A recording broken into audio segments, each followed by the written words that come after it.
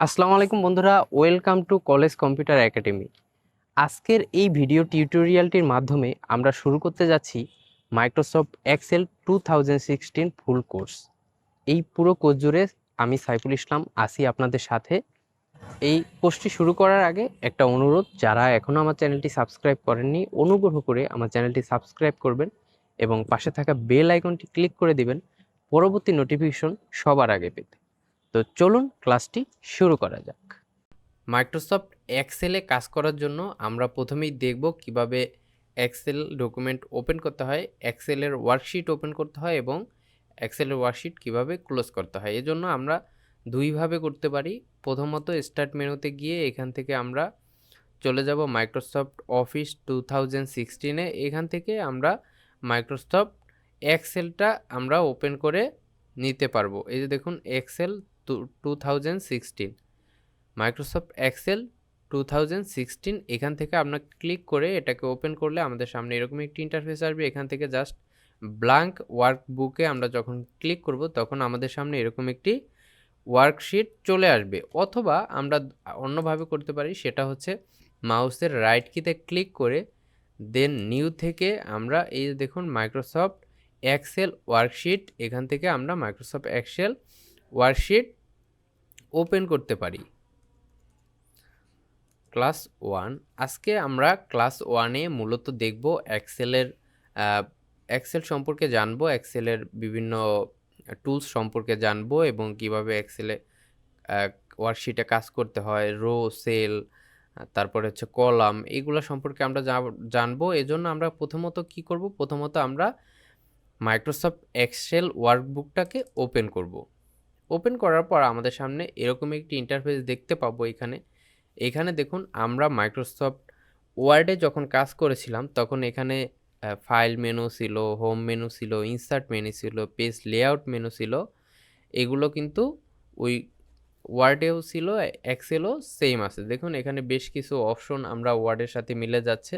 এজন্য প্রথমত আপনি যদি হচ্ছে মাইক্রোসফট ওয়ার্ড সম্পর্কে ধারণা না থাকে, সেক্ষেত্রে এখানে আপনার অনেকটা বিপাকে পড়তে হবে। এজন্য যারা হচ্ছে এখনও মাইক্রোসফট ওয়ার্ডের যে কোর্সটা আছে এই কোর্সটা করেননি, তারা হচ্ছে আমাদের চ্যানেলে পুরো একটা প্লেলিস্ট দেওয়া আছে মাইক্রোসফট ওয়ার্ড সম্পর্কিত। সেখান থেকে আপনারা কিন্তু খুব সহজেই মাইক্রোসফট ওয়ার্ডের যে কোর্সটা আছে ফুল কোর্সটা আপনারা করে আসবেন। দেন হচ্ছে আপনারা যখন এই এক্সেলের মধ্যে আসবেন তখন আপনাদের জন্য অনেকটা বুঝতে সুবিধা হবে।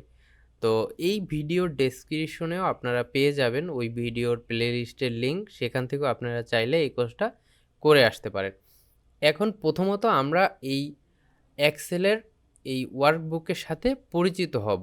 এখানে দেখুন প্রথমেই আছে ফাইল মেনু। আমরা এখানে যদি যাই, দেখুন এখানে কিন্তু আমরা ওয়ার্ডেও সেম দেখেছিলাম, new, open, save, save as, print, share, export, এগুলা কিন্তু সেম ওয়ার্ড এবং পাওয়ার পয়েন্টের মতোই।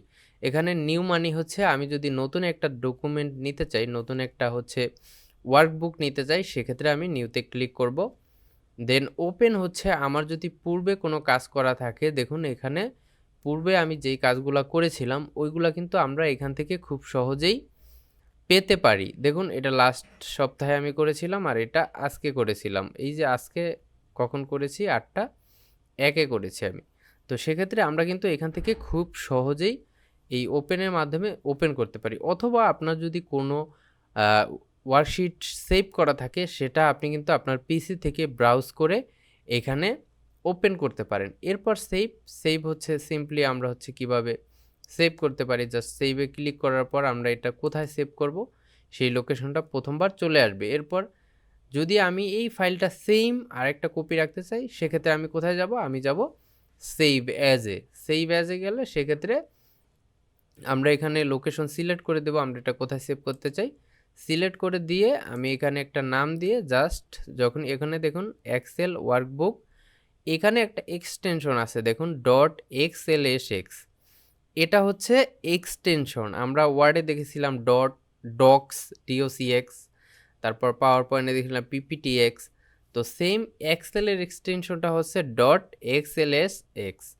তো সেক্ষেত্রে এখান থেকে আমরা জাস্ট সেভ দিলে দেখুন এখানে বলতেছে যে ক্লাস 1 নামে অলরেডি একটা ওয়ার্কবুক তৈরি করা আছে, সেক্ষেত্রে ও আর নিবে না। তো জাস্ট আমরা এখান থেকে ক্লোজ করে দিই। এরপরে আছে প্রিন্ট।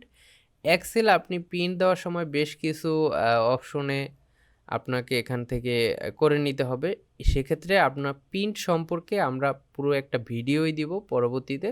কারণ এই এক্সেলের ওয়ার্কশিট যখন আপনি প্রিন্ট করতে যাবেন সেক্ষেত্রে অনেক সময় অনেক সমস্যার সম্মুখীন হতে পারেন। সেক্ষেত্রে আমরা হচ্ছে এই প্রিন্ট নিয়ে পুরো একটা ভিডিওই পরবর্তীতে আমাদের চ্যানেলে আপলোড করে দেব। এখন আমরা এটাকে ওপেন করলাম। এটাকে আমরা কিভাবে ক্লোজ করব, জাস্ট এই যে দেখুন এখানে একটা অপশন আছে ক্লোজ বাটন, এখানে জাস্ট ক্লিক করলে এটা ক্লোজ হয়ে যাবে। আবার যখন ওপেন করব জাস্ট এখান থেকে আমি ডাবল ক্লিকে করলেই আমার এটা ওপেন হয়ে যাবে। এখন দেখুন এটা হচ্ছে মেনু বার।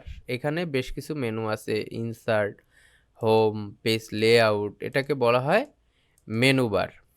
এরপরে এখানে দেখুন এই যে একটা অপশন আছে, এই যে এখানে এটাকে বলা হয় ফর্মুলা বার। যখন আমরা হচ্ছে এখানে কিছু লিখব দেখুন এখানে কিন্তু এই লেখাটা চলে আসতেছে। তো এখানে আমরা যত ফর্মুলা ব্যবহার করব এক্সেলে, আমরা কিন্তু বিভিন্ন ফর্মুলা, বিভিন্ন সূত্র এগুলো আমরা ইউজ করব। সেক্ষেত্রে হচ্ছে এই ফর্মুলা এখানে আমরা দেখতে পাবো। এখানে আমরা যখন সেলের মধ্যে ক্লিক করব, যখন আমরা বিভিন্ন ফর্মুলা ইউজ করব তখন শুধু রেজাল্টটা দেখতে পাবো। এখানে ধরুন আমি একটা দেখাচ্ছি যে এই সেলে আমি দিলাম 5, এই সেলে দিলাম 5, এই দুটাকে আমি যোগ করব। জাস্ট আমি সিলেক্ট করে এইখান থেকে আমি যাব কোথায়, আমি যাব হোমে। হোম থেকে এই যে এই অপশন থেকে অটো সামটা আমি দিয়ে দিলে দেখুন 5 আর 5 কত, 10। এখন এইখানে কিন্তু আমরা রেজাল্টটা দেখতে পাচ্ছি যে 10। 10-এর উপরে ক্লিক করলে দেখুন এখানে কি দেখাচ্ছে, এই যে ফর্মুলাটা দেখাচ্ছে যে আমি এই সেলের সাথে এই সেল যোগ করেছি। আমাদের এখানে কিন্তু আপনার দেখুন আমি যদি দেখাই, এখানে জাস্ট ইন্টারে ক্লিক করলাম, এখানে কিন্তু 10 চলে আসতেছে। কিন্তু আমরা যখনই 10-এর উপরে ক্লিক করব তখন দেখুন এখানে আমরা ফর্মুলাটা দেখতে পারছি। এক্সেলে কিন্তু খুব সহজে আপনি যোগ বিয়োগ করতে পারেন, সেটা আমরা আস্তে আস্তে ধীরে ধীরে দেখব। ততক্ষণ অবশ্যই আমাদের সাথে থাকবেন। এরপরে আমরা দেখব হচ্ছে কলাম সম্পর্কে জানব। দেখুন এই যে দেখুন এখানে বেশ কিছু অপশন আছে, এই যে একবারে যেটা আমি কালারটা পরিবর্তন করে দিচ্ছি এখান থেকে দেখুন, এই যে লাল রং যেগুলা আছে এগুলা হচ্ছে আপনার কলাম, এগুলাকে বলা হয় কলাম। এই যে A B C D E F এগুলাকে বলা হয় কলাম। এই কলাম হচ্ছে আপনার একটি এক্সেল ওয়ার্কবুকে 2003 সালের যেই এক্সেল ওয়ার্কবুক আছে সেটা হচ্ছে আপনার কলামের সংখ্যা ছিল 256টি এবং হচ্ছে এরপরে যখন এটার আপডেট ভার্সন আসলো 2007 থেকে 2021 পর্যন্ত যতগুলো এক্সেলের ওয়ার্কবুকের ভার্সন এসেছে মাইক্রোসফট এক্সেল, ওইগুলাই হচ্ছে কলামের সংখ্যা পরবর্তীতে দেওয়া হয়েছিল 16,384টি। তাইলে কলাম কতগুলো আমরা এখান থেকে যদি একটু দেখি, কলাম আমরা হচ্ছে যেহেতু 2016-তে কাজ করতেছি, আমরা 2016টাই দেখি। এখানে কলামের সংখ্যা হচ্ছে 16,384টি। আমি যদি এটাকে একটু জুম করে বড় করে দিই, এখান থেকে এটা সাইজটা একটু বড় করে দিলাম, দেখুন কলামের সংখ্যা হচ্ছে 16,384টি। আর হচ্ছে এখানে দেখুন এই যে 1 2 3 4 5 এগুলাকে বলা হচ্ছে এক একটা রো। আমরা কিন্তু যখন মাইক্রোসফট ওয়ার্ডে কাজ করেছিলাম তখন দেখেছিলাম কলাম এবং রো দেখেছিলাম। তো এই উপর থেকে নিচের দিকে যেগুলো এগুলো হচ্ছে আপনার কলাম, এই যে লাল চিহ্ন যেগুলো, আর এদিকে যেগুলো আছে এইগুলোকে বলা হয় রো। ঠিক আছে, ডান থেকে বাম দিকে যেগুলো গিয়েছে সেগুলোকে বলা হয় রো, আর উপর থেকে নিচের দিকে যেগুলো গিয়েছে সেগুলোকে বলা হয় কলাম। তাহলে আমরা এখানে দেখলাম কলামের সংখ্যা হচ্ছে 16,384টি এবং এখানে রোর সংখ্যা হচ্ছে, রোর সংখ্যা 2003 যেই ভার্সনটা ছিল সেটাই ছিল 65,536টি, কিন্তু এখন যে বর্তমানে আপডেট ভার্সনগুলো আছে সেগুলোতে কিন্তু এর সংখ্যা প্রায় অনেক। ঠিক আছে, এর সংখ্যা হচ্ছে আপনার আপডেট ভার্সনগুলোয় হচ্ছে 10,48,576টি। তাহলে রোর সংখ্যা হচ্ছে 10,48,576টি। ঠিক আছে? রোর সংখ্যা হচ্ছে 10,48,576টি। তাহলে রো হচ্ছে এই ডান থেকে বামে যেগুলো এগুলো রো, আর উপর থেকে নিচে এগুলো হচ্ছে কলাম। এরপরে আমরা জানবো সেল সম্পর্কে। রো আর কলামের সমন্বয়ে গঠিত প্রত্যেকটা, এই যে এক একটা ঘর দেখতেছি, এগুলা হচ্ছে সেল।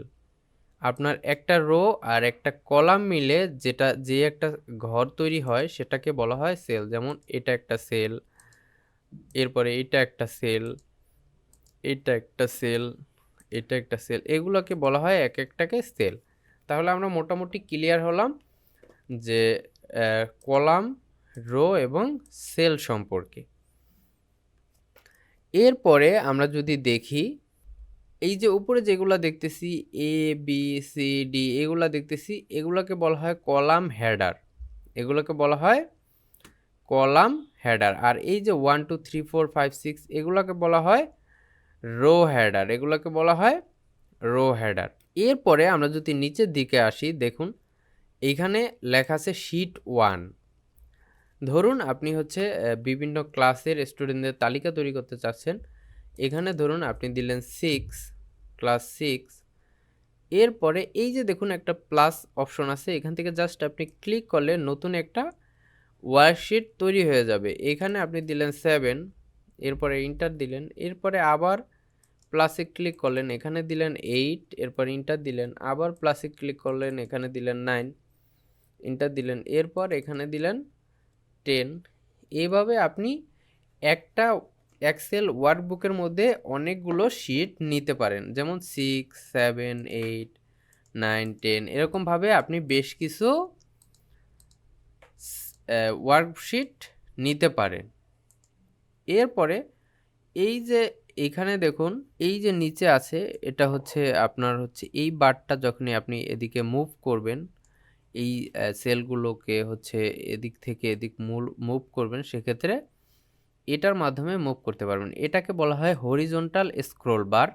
আর এই ডান দিকে একটা আছে দেখুন, এটাকে বলা হয় ভার্টিক্যাল স্ক্রোল বার।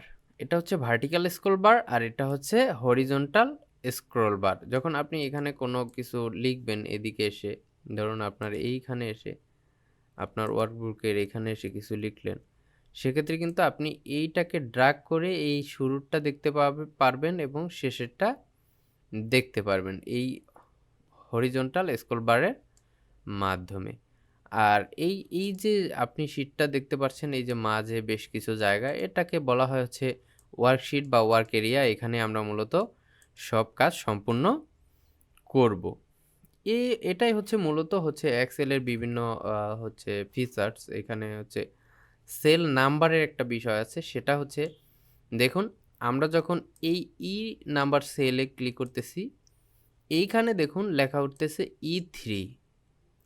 এটা কি? এটা হচ্ছে একটা সেলের নাম্বার। যেমন আমি যদি এটাকে রেট করি, দেখুন এদিক থেকে আমি যদি এটাকে রেট করি আর এদিক থেকে এটাকে রেট করলাম, এখন দেখুন এই দুইটা রেডের মধ্যে দেখুন আমার এই লেখাগুলো আমি অল বর্ডার দিয়ে দিই, কন্ট্রোল এ দিয়ে অল সিলেক্ট করব, এখান থেকে অল বর্ডার্স দিয়ে দিলাম, সেক্ষেত্রে আপনাদের বুঝতে সুবিধা হবে। দেখুন এদিকে কলাম আর এদিকে রো, এই দুইটার সমন্বয়ে এখানে কিন্তু একটা সেল গঠিত হয়েছে। এই সেলে যদি আমি ক্লিক করি, এদিক থেকে আসে কোথায়? এটা ই নাম্বার কলামে, আর এদিক থেকে আসে কোথায়? 2 নাম্বার রোতে।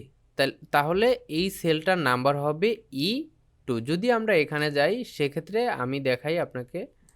এখানে গেলে আমরা এদিকে আসি, কলামে আসি কত নাম্বার কলামে? N নাম্বার কলামে। আর এই দিক থেকে আমরা আসি 13 নম্বর রোতে। তাহলে এই সেলের নাম্বারটা হবে N13। এইভাবে আমরা কিন্তু এখান থেকে খুব সহজেই সেল নাম্বারটা এখান থেকে দেখতে পাবো যে আমরা কত নাম্বার সেলে আসি। ধরুন পরবর্তীতে আমরা যোগ করব, দেখুন হচ্ছে 10 যোগ 20। এরপরে আমরা এই দুইটাকে যদি যোগ করতে চাই, এখানে আমরা যদি সূত্রের প্রয়োগ করি, দেখুন এখানে কিন্তু আমরা বিভিন্ন সূত্রের মাধ্যমে বিভিন্ন কাজ করব। এজন্য আমরা ইকুয়াল দেব প্রথমে, তারপরে লিখব সাম, এরপরে ফার্স্ট ব্র্যাকেট দিব। এরপরে আমরা এই 10 আছে কত নাম্বার সেলে? T7 এ। আমরা যদি T7 দেই, দেখুন এখান থেকে কিন্তু অটোমেটিক T7টা সিলেক্ট করে নিচ্ছে। আবার আমরা প্লাস দিয়ে দিব, এটা হচ্ছে আছে কত নাম্বার সেলে? U7। তাহলে আমরা U7 দিলাম। দেখুন এটাকেও কিন্তু সিলেক্ট করে নিয়েছে, এটাকে সিলেক্ট করে নিয়েছে। দেন আমরা ব্র্যাকেটটা শেষ করে যখনই ইন্টারে দিব, দেখুন এই জায়গা থেকে কিন্তু রেজাল্টটা আমরা পেয়ে গেছি। এখানে দেখুন 30, এই দুইটার রেজাল্টের মান কত? 30 পেয়ে গিয়েছি আমরা। যদি আমরা এখান থেকে 10 পরিবর্তন করে আমরা এখানে 25 দিয়ে ইন্টারে ক্লিক করি, দেখুন এখানে কিন্তু অটোমেটিক এটা পরিবর্তন করে নিচ্ছে। তো এইভাবে কিন্তু আমরা এক্সেলে খুব সহজেই বিভিন্ন কাজ করতে পারি।